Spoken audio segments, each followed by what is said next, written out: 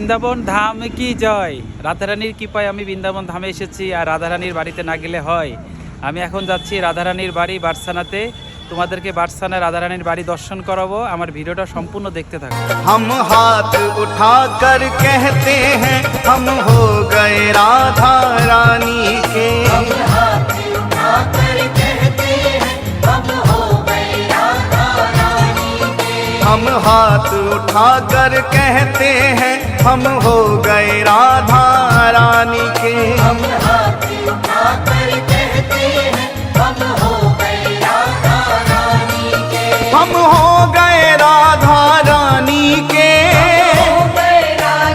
रानी के। वृंदावन की महारानी के। हम हाथ उठाकर कहते हैं हम हो गए राधा रानी के। हम हाथ उठाकर कहते हैं हम हो गए राधा रानी के। हम हाथ उठाकर कहते हैं हम हो गए राधा रानी के। राधा राधा राधा राधा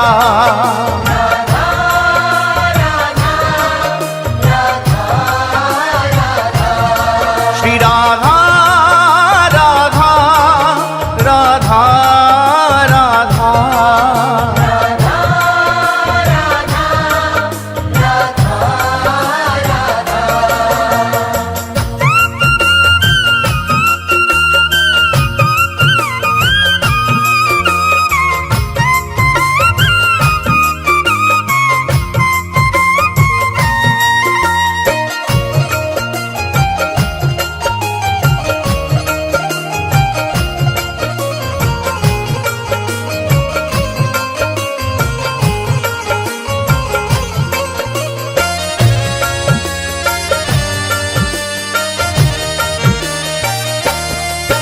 ऊंचे बरसाने वारी के। राधे कान्हा की प्यारी के। राधे वृषभान दुलारी के। राधे संतों की प्यारी के।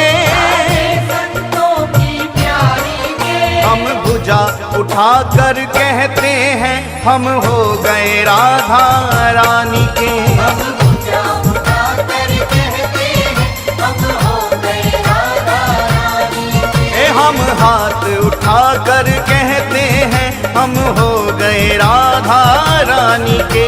हम हाथ उठाकर कहते हैं हम हो गए राधा रानी के।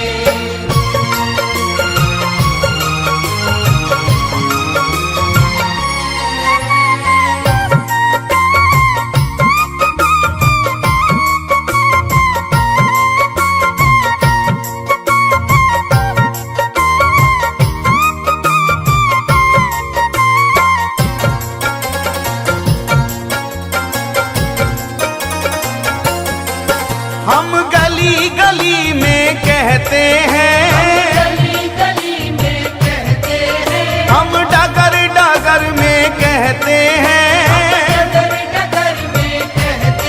ओ हम गली गली में कहते हैं। हम डगर डगर में कहते हैं। हम नगर नगर में कहते हैं हम हो गए राधा रानी के। हम नगर नगर में कहते हैं हम हो गए राधा रानी के। हम हाथ उठाकर कहते हैं हम हो गए राधा रानी के।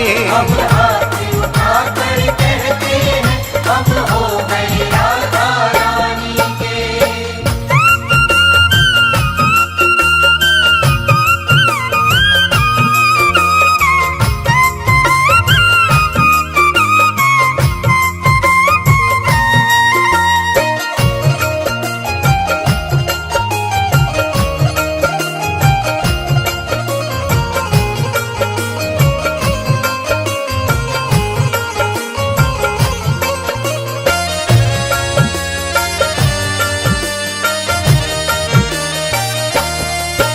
हम कल थे राधा रानी के,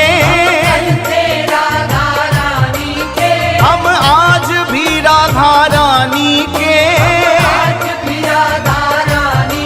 और हम कल भी राधा रानी के, हम आज भी राधा रानी के।